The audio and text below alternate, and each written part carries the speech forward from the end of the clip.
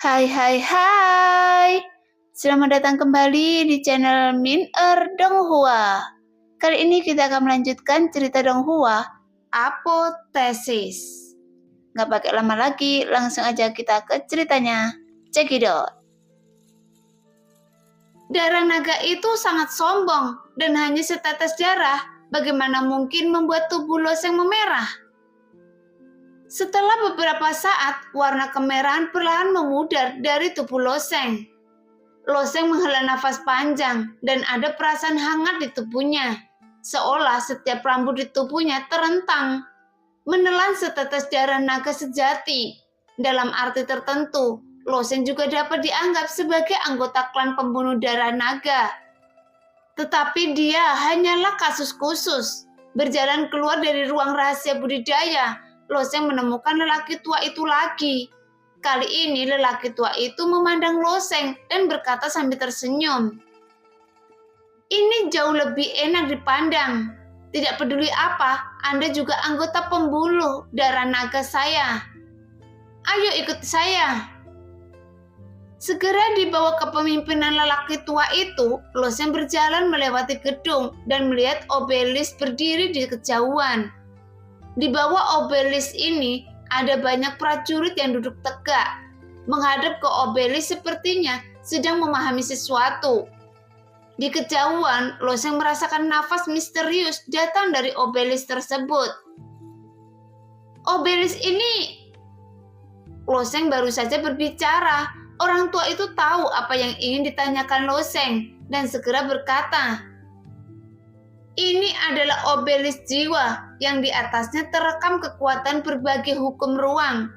Dengan memvisualisasikan obelis, Anda dapat memahami hukumnya." Melihat momentum obelis besar ini, Loseng tidak bisa menahan nafas. Pada awalnya, dia telah mendapatkan ukiran batu seukuran tangan di jalan penguji, dan itu masih belum lengkap. Tetapi ada banyak sekali obelis di sini. Setiap obelis berkali-kali lebih besar dari ukiran batu itu dan masih lengkap. Obelis jiwa ini perlu memasuki jiwa Anda sendiri ke dalamnya untuk memahaminya. Saat Anda memvisualisasikannya, ingatlah untuk tidak serakah. Jika tidak, Anda akan melukai jiwa Anda dan kerugiannya tidak sebanding. Lelaki tua itu memperingatkan. Loseng mengangguk dan berjalan mengintari obelis ini satu persatu. Setiap obelis besar setinggi puluhan kaki memancarkan suasana misterius dan kelabu darinya. Ada nafas panas yang keluar dari beberapa obelis, dan tulisan di obelis tersebut seharusnya adalah hukum api.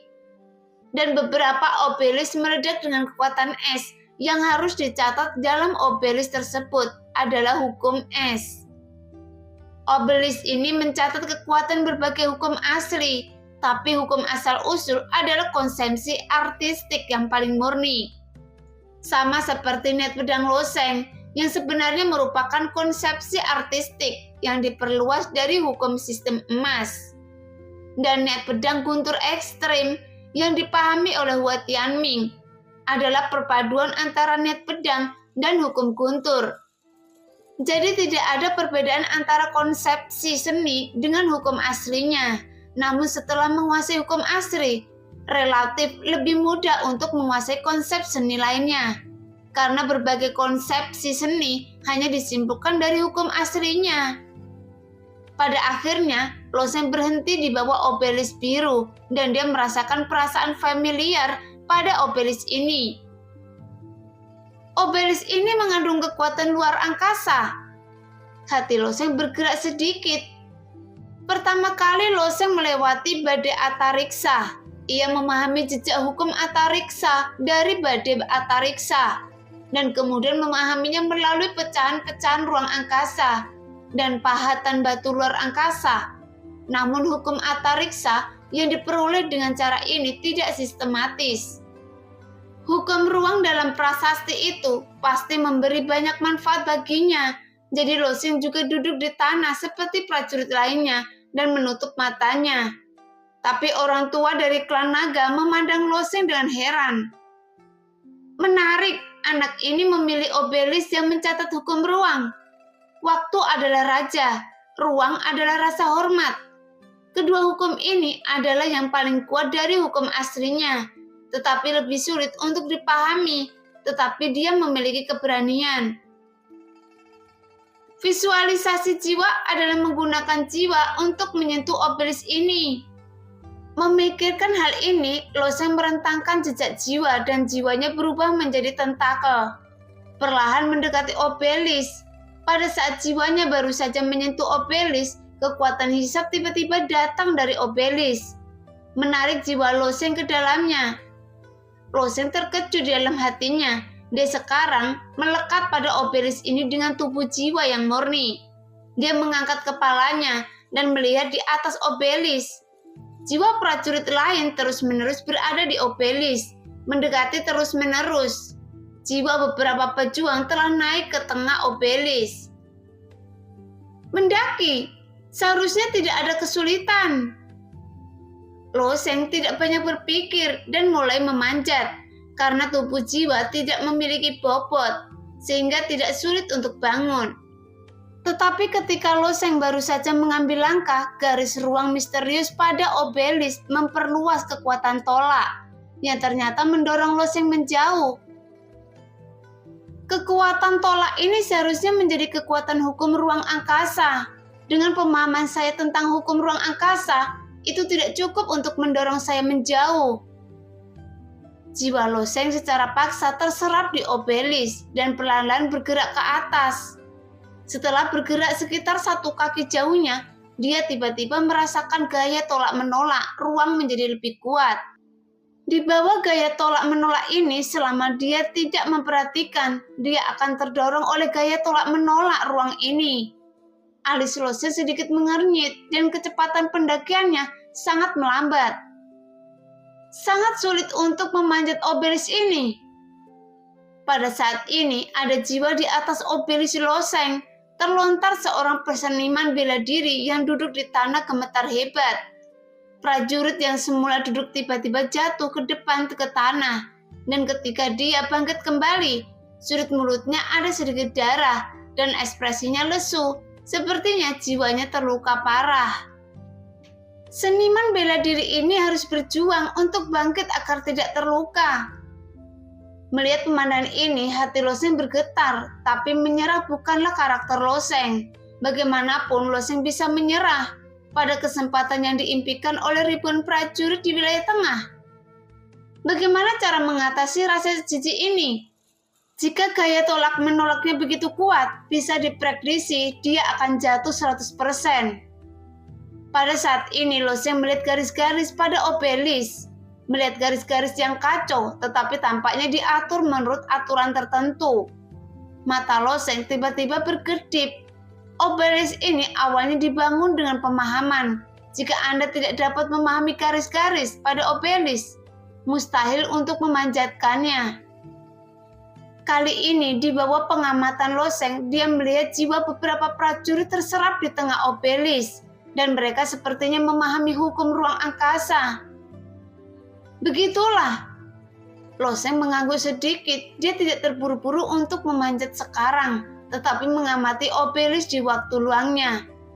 Segera, Loseng tenggelam dalam garis padat ini. Ketika Loseng mulai memahaminya, semua pikiran yang mengganggu telah dihilangkan. Seolah-olah di dunia ini hanya jiwanya dan garis-garis rumit yang tersisa. Pada saat ini, bahkan King Long dalam pikiran Loseng membuka matanya lebar-lebar dan menghela nafas. Anak ini, pemahamannya luar biasa. Dengan visi King Long, ada beberapa hal yang menghela nafas, tetapi menghadapi pemahaman Loseng. Dia mau tak mau, aku mengaguminya. Menghadapi pola misterius ini, persepsi hukum ruang membanjiri pikiran Loseng, seperti air pasang. Dalam waktu untuk 1 batang dupa, waktu untuk 2 batang dupa, waktu untuk 3 batang dupa, jiwa Loseng terbaring tak bergerak di atas obelis. Memahami hukum ruang pada obelis, 1 jam kemudian, Loseng merasa bahwa tolakan ruang pada obelis tampaknya telah melemah. Tentu saja, selama Anda memiliki pemahaman yang cukup mendalam tentang hukum ruang angkasa, Anda bisa memanjat lebih tinggi. Obelisk ini tidak bisa dipanjat secara paksa. Jika tidak, maka akan dipantulkan oleh tolakan ruang angkasa. Memikirkan hal ini, Loseng memahami hal yang sama. Sekarang gaya tolak-menolak pada obelisk pada dasarnya telah hilang. Naik! Loseng merasa jauh lebih santai, mulai memanjat. Dia mendaki lebih cepat kali ini, mendaki 5 atau 6 kaki berturut-turut. Jiwa seorang pejuang terkenal dilampaui oleh Loseng. Di antara mereka adalah seorang pejuang yang merupakan orang kuat di alam para dewa. Mengandalkan pemahamannya tentang hukum ruang angkasa, dia secara paksa menolak penolakan orang tersebut. Melihat Loseng melampaui dirinya sendiri dengan kecepatan yang begitu cepat, keterkejutannya prajurit itu seperti melihat sesuatu yang tidak dapat dipahami. Dia berkata dengan linglung, "Apakah orang gila?" Loseng memang gila. Begitu turun, ada 20 atau 30 seniman bela diri di atas kepalanya. Hampir seketika, apakah ditinggalkan olehnya? Orang tua yang memimpin Loseng datang untuk menunjukkan tampilan yang luar biasa. Tugasnya adalah memiliki kandidat yang sangat berbakat dan peka terhadap kekuatan hukum. Lagi pula, di alam bawah mustahil untuk mempraktekkan kekuatan hukum yang begitu lengkap. Dan obelisk ini mencatat kekuatan hukum yang lengkap. Sama seperti lapisan pertama hukum api yang dicatat pada obelisk hukum api. Obelisk tempat Loseng berada mencatat lapisan pertama hukum antariksa. Anak ini mendaki sepertiga jalan dalam waktu yang singkat, yang menunjukkan bahwa dia telah memahami setengah dari hukum ruang angkasa tingkat pertama. Sangat cepat. Orang tua itu juga terdiam. Beberapa pejuang telah belajar di sini sejak lama, dan beberapa pejuang manusia berdarah naga yang naik dari alam bawah, bahkan telah tinggal di sini selama setengah tahun, 1 tahun, atau bahkan lebih lama. Karena kesempatan untuk memahami obelisk jarang terjadi. Dengan obelisk, kecepatan memahami kekuatan hukum memang akan jauh lebih cepat. Tapi bagaimanapun juga, ini adalah kekuatan hukum luar angkasa. Dan lelaki tua itu belum pernah melihat orang mendaki secepat itu. Hanya ada satu penjelasan. Anak ini telah memahami kekuatan hukum ruang angkasa dan mencapai beberapa prestasi, sehingga dia mampu mendaki begitu cepat. Lelaki tua itu merasa telah menemukan alasan yang meyakinkan. Setelah dia berhenti, dia seharusnya tidak bisa memanjatnya. Jika anak ini memiliki peluang besar di alam bawah, dia sudah memahami banyak kekuatan hukum luar angkasa dan masuk akal untuk bisa mendaki begitu cepat sekarang. Dan hanya ada penjelasan seperti itu yang dapat menjelaskan mengapa Loseng begitu cepat. Apa yang orang tua itu tidak tahu adalah bahwa Loseng memang telah memahami sedikit kekuatan hukum ruang angkasa, tetapi itu sepenuhnya dipahami secara kebetulan, dan itu tidak lengkap sama sekali. Ketika Loseng naik ke jarak sekitar 10 kaki, tolakan ruang menjadi lebih kuat lagi. Tidak hanya kuat, tetapi Loseng bahkan bisa merasakan perasaan yang tajam. Kekuatan ruang di tengah obelisk ini semakin kuat. Tidak bisa naik lagi. Loseng berhenti memanjat lagi dan terus memahami kekuatan hukum pada obelisk. Pada saat ini, Loseng telah melampaui sebagian besar prajurit di obelisk dan hanya ada beberapa orang di atas kepalanya. Saat ini, pandangan lelaki tua itu tertuju pada Loseng dan dia ingin membuktikan dugaannya. Pada saat ini, beberapa orang berjalan di samping lelaki tua itu. Tetapi itu adalah seorang lelaki parubaya yang datang bersama beberapa prajurit muda. Ketika lelaki parubaya itu melihat lelaki tua itu, dia berkata sambil menyeringnya, Penatua Wei, kali ini Anda telah merekrut beberapa murid elit lagi. Penatua Wei tiba-tiba mengerutkan kening dan menjawab dengan dingin. Tidak ada satupun dari mereka. Mungkin Anda memilikinya kali ini. Pria parubaya itu tersenyum, melambai kepada beberapa anak muda di belakangnya dan berkata, "Murid pembuluh darah naga kita di alam bawah baru saja naik dan mereka berempat seharusnya sudah siap mengomentari klan elit." Di antara 4 orang muda, 2 pria dan 2 wanita, semuanya sangat berdaya diri. Dan ketika pria parubaya mengatakan ini, keempatnya menunjukkan kepercayaan diri yang kuat. Penatua Wei melihat kedua pria dan 2 wanita. Keempat orang ini seharusnya menjadi kekuatan kuat dari pembuluh darah naga di alam bawah. Mereka sangat solid dalam hal budidaya dan fondasi, dan bahkan darah mereka sangat kuat. Penatua Wei berkata sambil setengah tersenyum. "Selamat, Zhou Zeng. Saya harap mereka semua bisa menjadi elit." Penatua Wei hampir mengucapkan 2 kata terakhir dengan gigi terkatup. Identitas Penatua Wei dan yang lainnya adalah pemadu ras manusia berdarah naga. Ada juga faksi di antara pemandu, dan ada juga kompetisi dan tugas. Zhou Zeng menerima beberapa prajurit berbakat dan pamer di depan Penatua Wei. Penatua Wei tentu saja kesal, namun para prajurit muda ini sama sekali tidak melihat ke wajah Penatua Wei. Salah satu prajurit muda itu menundukkan tangannya kepada Penatua Wei dan tersenyum.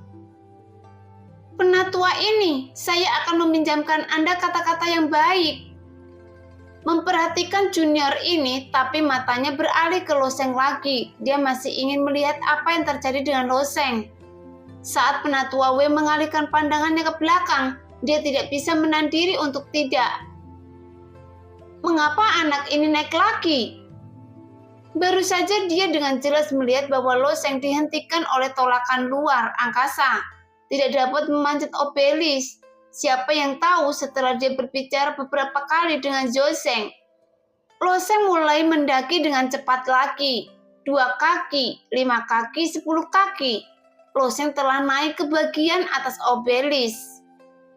Ya, di obelis hukum ruang angkasa, jiwa Lo Sheng naik paling tinggi. Bagaimana dia bisa memahami hukum begitu cepat?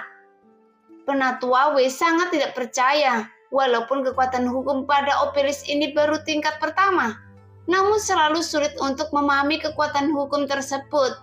Apalagi catatan pada obelis ini adalah hukum ruang. Jika anak ini benar-benar mengandalkan dirinya sendiri dengan pemahamannya, dia harus memenuhi syarat untuk dinilai sebagai elit. Benar, anak ini juga harus menjadi milik seniman bela diri yang dia terima. Penatua Wei menampar kepalanya. Dia hampir melupakan hal ini karena Lo Sheng tidak memiliki darah naga sejati di tubuhnya. Itu adalah indikator yang secara khusus disetujui oleh penguasa kota. Penatua Wei juga mengeluh karena membuang setetes darah naga sejati. Tapi Lo Sheng memang milik Penatua Wei. Dia sama sekali mengabaikan Lo Sheng sebelumnya. Zhou Zeng melihat Penatua Wei terkejut dan melihat ke tablet batu tidak jauh dari sana.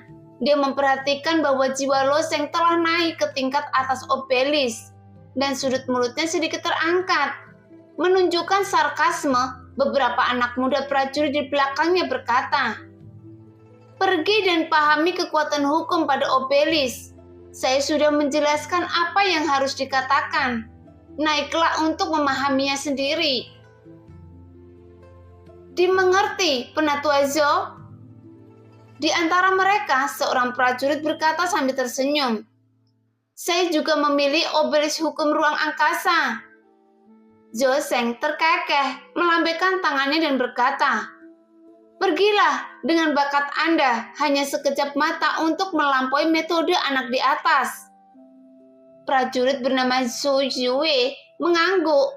Pergi duduk di bawah obelis dan duduk bersila. Jiwanya dengan cepat menempel pada obelis. jiwa Yutian hanya menempel padanya.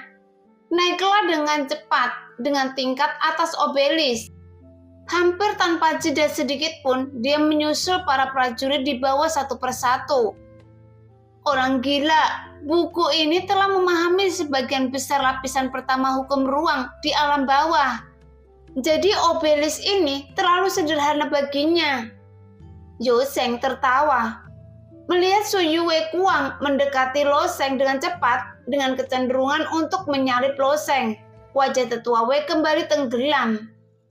Su Yue hampir tidak menemui perlawanan sedikit pun, terus ke atas, seolah-olah penolakan ruang pada obelis tidak ada sama sekali untuknya. Saat ini, Loseng masih menatap garis di obelis, memahami kekuatan hukum, dan tidak menanggapi Su Yue yang dengan cepat mendekatinya di bawah. Segera Su Yue datang ke sisi Loseng dan memandang Loseng dengan ringan. Dengan tatapan provokatif di matanya, Loseng hanya melihat ke belakang dan terkejut. Dia tidak pernah berpikir bahwa dia telah terlibat dalam persaingan antara Penatua Wei dan Soseng. Dan dia masih memahami hukum ruang angkasa. Su Yue terus mendaki hingga dia naik ke puncak kepala Loseng dan berhenti setelah mencapai ketinggian penuh dari Loseng, dan pada saat yang sama berkomunikasi dengan Loseng. "Hei, nak, bisakah Anda menjadi seperti kura-kura? Terbaring di sana sepanjang waktu. Dari mana datangnya orang idiot ini?" Loseng merutkan kening, tapi dia mengabaikan Su Yue, masih berkonsentrasi untuk memahami kekuatan hukum. Siapa yang tahu bahwa setelah Su Yue Kuang naik, dia turun lagi, bersandar di depan Loseng dan berkata, "Saya sedang berbicara dengan Anda, apakah Anda tidak mendengarnya?" Dia sudah terbiasa menjadi sombong sejak saat itu. Dia masih kecil dan dia merasa tidak nyaman melihat Loseng mengabaikan dirinya sendiri. "Tidak bisakah kamu naik dan turun seperti monyet?" Loseng akhirnya tidak bisa menahannya dan berkata dengan wajah hitam, "Memanjat ke atas dan ke bawah harus memiliki kemampuan ini. Jika Anda memiliki kemampuan, Anda bisa melampaui saya." Su Yue Kuang mencibir.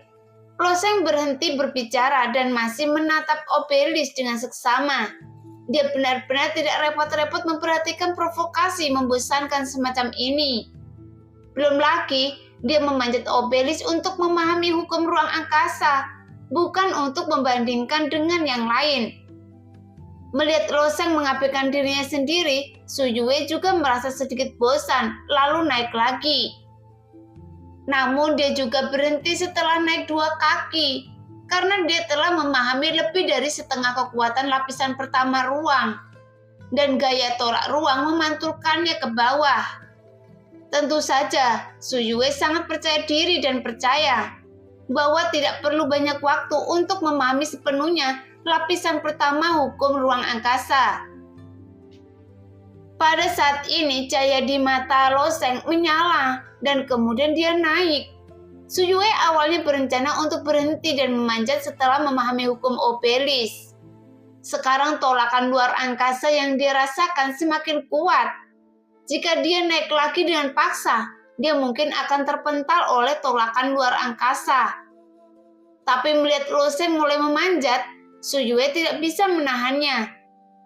Dia pada dasarnya sombong. Mengapa anak yang muncul entah dari mana ini naik lebih tinggi dari dirinya? Jadi ketika Loseng pindah, Su Yue mengikutinya. Saat ini masih ada jarak 8 atau 9 kaki dari puncak obelis. Kecepatan pendakian keduanya tidak lambat. Loseng memanjat dengan sangat mudah. Setelah memahami hukum ruang angkasa di sebagian atas obelis, tolakan luar angkasa tampaknya hanya menjadi kekuatan bagi Loseng, dan kekuatan lunak tidak berpengaruh padanya sama sekali. Sebaliknya, Su Yue sengsara. Jika tidak satu pun dari mereka yang memanjat obelis, pemahamannya tentang hukum ruang angkasa jauh lebih kuat daripada Loseng. Tetapi sekarang adalah tanggung jawabnya untuk naik ke puncak obelis. Tapi batasnya tercapai. Secara logis, seseorang harus berhenti dan memahami hukum. Tapi kala dari anak di sebelahnya adalah sesuatu yang tidak bisa dia terima. Jadi dia hanya bisa menggertakkan gigi dan memanjat. Dengan paksa memblokir gaya tolak ruang itu. Saat dia naik semakin tinggi, tolakan luar angkasa semakin menjadi kuat. Dan Su Yue menjadi semakin berat pada Obelisk. Tubuh Su Yue telah membengkak menjadi warna hati babi dan ia terus-menerus gemetar dalam keadaan duduk bermeditasi. Sebaliknya, Lo Sheng masih tidak bergerak, duduk bersila dan nafasnya lancar. Pada akhirnya keduanya naik ke puncak Obelisk hampir pada waktu yang bersamaan. Saat ini jarak mereka hanya 3 kaki dari puncak Obelisk, tapi tak satu pun dari mereka yang bisa bergerak maju. Karena jiwa keduanya merasa ada penghalang tak kasat mata di atas, yaitu penghalang ruang angkasa. Sepertinya berhenti lagi. Lo Sheng mengedipkan matanya, karena penting untuk memahami hukum ruang angkasa untuk dapat menembus penghalang ruang angkasa. Dan ini bukan apa-apa bagi Lo Sheng. Dia memiliki banyak hukum ruang angkasa, bahkan pada ketinggian ini, tolakan ruang tidak dapat diberikan banyak tekanan pada Lo Sheng. Namun Su Yue sangat menderita. Dia awalnya mengandalkan kekuatan jiwanya yang ulet untuk bertahan, berharap untuk bergegas ke puncak Obelisk dalam satu tarikan nafas. Tapi bagaimana dia bisa bergegas menghadapi penghalang luar angkasa yang tiba-tiba ini? Dan penghalang ruang tipis ini seperti parit tergeletak di atasnya. Dengan kekuatannya saat ini jelas tidak mungkin untuk menyerbu dengan paksa.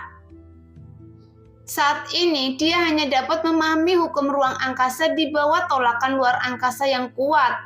Tidak ada cara lain. Lo Sheng menempel di sisinya dengan santai, melirik Su Yue, menggelengkan kepalanya dengan senyum tipis di wajahnya, dan terus memahami hukum ruang angkasa. Senyuman tipis inilah yang hampir membuat Su Yue ingin pingsan. Di bawah Obelisk, Penatua Wei juga memiliki senyum gembira di wajahnya. Dia terkekeh. Meskipun darah anak ini lemah, pemahamannya luar biasa. Tampaknya kita dapat menambahkan elit lain ke istana Long Yuan. Fraksi ras manusia Lok Me, tempat yang lebih tua adalah istana Long Yuan. Faksi ras manusia pembuluh darah naga milik Zhou Sheng disebut Kuil Yanlong. Sebaliknya, ekspresi Zhou Sheng jauh lebih jelek. Bagaimana bisa Zhou Sheng gagal melihat situasi di Obelisk? Kecepatan Su Yue dari bawah Obelisk ke atas memang cepat, namun itu bukanlah wujud dari pemahaman Su Yue. Karena Su Yue telah mempelajari banyak hukum antariksa ketika ia berada di alam bawah. Sehingga secara alami ia dapat menangani tolakan ruang Obelisk tersebut. Jika Su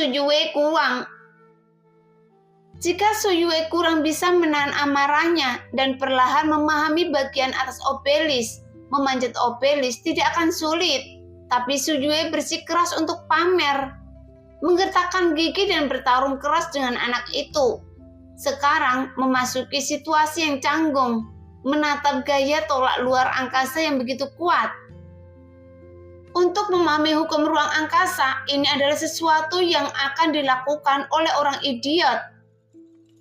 Mengenai pemikiran kedua tetua di bawah ini, Lo Sheng tidak tahu apa-apa. Dia hanya menenangkan diri dan diam-diam merasakan pola hukum ruang pada Obelisk. Jelas mustahil untuk naik ke puncak Obelisk jika ingin langsung mendobrak pembatas ruang ini. Penghalang ruang ini juga harus dibuat sesuai dengan aturan tertentu di dalam ruang tersebut. Jika bisa memahami, maka harus bisa menembusnya secara langsung. Selain memahami hukum, Lo Sheng juga mencoba menggunakan jiwanya untuk menyentuh penghalang ruang angkasa di atas. Seperti dugaan Lo Sheng, penghalang ruang angkasa ini juga merupakan ruang yang mandiri. Jika Anda memahami hukum ruang pada tingkat ini, apakah itu berarti Anda bisa melakukan perjalanan keluar angkasa? Memikirkan hal ini, Loseng tiba-tiba menjadi bersemangat. Hukum ruang pada awalnya adalah hukum asli yang paling kuat. Waktu adalah raja, ruang dihormati. Yang membentuk kekuatan dari dua hukum asli ini adalah di domain besar pusat. Cukup banyak orang jenius yang memahami berbagai hukum asli, dan lebih banyak orang yang memahami berbagai konsep artistik turunan.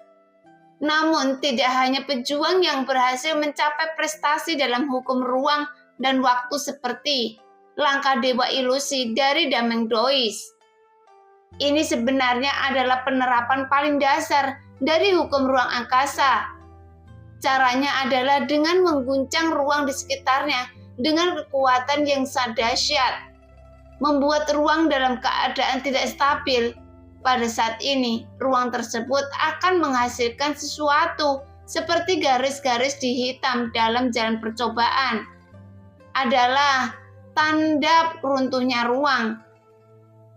Dameng Dois dapat menggunakan garis-garis hitam ini untuk bergerak, dan gerakannya tidak dapat diprediksi dan sangat aneh, membuat orang sulit untuk dilawan. Sehingga ia disebut langkah dewa ilusi. Sebuah langkah yang bahkan para dewa pun bisa bingung. Faktanya, ini adalah penerapan paling dasar dari hukum luar angkasa. Di lapisan pertama hukum luar angkasa, penerapan semacam ini tidak maju, dan Loseng juga bisa. Sebelumnya Loseng telah mencoba berkali-kali di jalan penguji. Tetapi Loseng jauh dari kekuatan mengerikan dari Dameng Dois. Dia dapat menggunakan cara besar untuk menyebabkan ketidakstabilan ruang dan membuat garis-garis hitam ini. Jika Loseng menggunakan obelis ini untuk memahaminya hukum, dia tidak membutuhkan cara seperti ini. Dia dapat sepenuhnya melakukan antarjemput dalam jarak dekat di ruang angkasa. Kemampuan seperti itu, bagaimana ini bisa membuat Loseng tidak bersemangat? Jadi sekarang satu-satunya masalah yang tersisa bagi Loseng adalah bagaimana cara memindahkan hukum ruang yang dia pahami. Melewati penghalang ruang transparan ini, Loseng menyerap sedikit hukum ruang pada obelis di sini. Dikelilingi oleh semangat, juang, dan kekejaman, dia pasti berada dalam posisi yang kurang menguntungkan. Dan nasib akhirnya mungkin masih dikeluarkan oleh obelis. Meskipun cedera jiwa tidak terlalu menjadi masalah, tapi bagi Su Yue, ciri yang paling menonjol bukanlah penguasaannya terhadap hukum ruang angkasa, tetapi jiwanya. Terlebih lagi, tidak perlu terlalu khawatir dengan berbagai obat ajaib. Dalam kekuatan sekte tempat ia dilahirkan, meskipun jiwanya rusak, dia tidak akan pernah melakukan kesalahan pada dirinya sendiri. Apalagi jatuh dari obelis itu terlalu memalukan. Setelah bertahan beberapa saat, Su Yue akhirnya menuruni obelis tersebut secara perlahan. Lebih baik jujur dan mengerti sedikit. Anak ini hanya pandai dalam hukum ruang dan masih banyak peluang untuk mengalahkannya di masa depan. Pada saat ini, Loseng benar-benar tenggelam dalam hukum ruang angkasa. Menatap garis pada obelis tanpa bergerak, dan dia bahkan tidak tahu bahwa Su Yue telah pergi. Dalam keadaan ini, ingatan tentang hukum ruang di benaknya berkumpul seperti air yang mengalir dan disatukan seperti potongan pusele. Ketika semua ingatan tentang hukum ruang cenderung lengkap, dia melihat penghalang ruang di atas kepalanya lagi, dengan senyuman percaya diri di wajahnya. Penghalang luar angkasa, saya juga bisa menghancurkannya. Setelah berbicara, Loseng tidak lagi menempel pada obelis, tetapi melepaskan tangannya dan tiba-tiba mengebor ke atas. Namun penghalang luar angkasa ini hampir tidak mungkin ditembus dengan kekerasan, dan bahkan lebih tidak mungkin lagi menggunakan jiwa untuk menerobosnya. Tapi Loseng sama sekali tidak mencoba mendobrak penghalang ruang angkasa. Jiwanya seperti ikan yang berenang di air. Dia langsung melewati penghalang ruang angkasa dan akhirnya menginjak puncak obelis. Penatua Wei berkata sambil tersenyum tipis, Dalam waktu kurang dari 3 jam, dari sepenuhnya mengabaikan hukum ruang hingga memahami sepenuhnya hukum ruang di tingkat pertama. Menggunakan kata elit saja tidak cukup untuk menggambarkan bakatnya. Kurang dari 3 jam. Mendengar kata-kata Penatua W, Zhou juga diam-diam terkejut, meskipun obelis itu diukir dengan hukum ruang angkasa yang sudah jadi. Dia tidak perlu meraba-raba sedikit pun sendirian, tetapi bakat anak ini, bukankah itu terlalu mengerikan? Dari alam bawah manakah dia? Sementara Penatua W masih mengaguminya, tiba-tiba obelis hukum di sekitarnya bergetar pada saat yang sama. Setiap obelis bergetar terus-menerus, seolah-olah telah terjadi gempa bumi. Tetapi di sini bagaimana bisa terjadi gempa? Sementara Penatua W bingung, dia melihat bagian atas semua obelis, dan kekuatan hukum demi hukum berkumpul menuju loseng. Pembaptisan hukum. Mata Penatua W sudah terbuka lebar. Nah, demikianlah cerita hari ini. Terima kasih yang sudah menonton video Min Earth sampai selesai. Sampai jumpa di video selanjutnya. Bye-bye.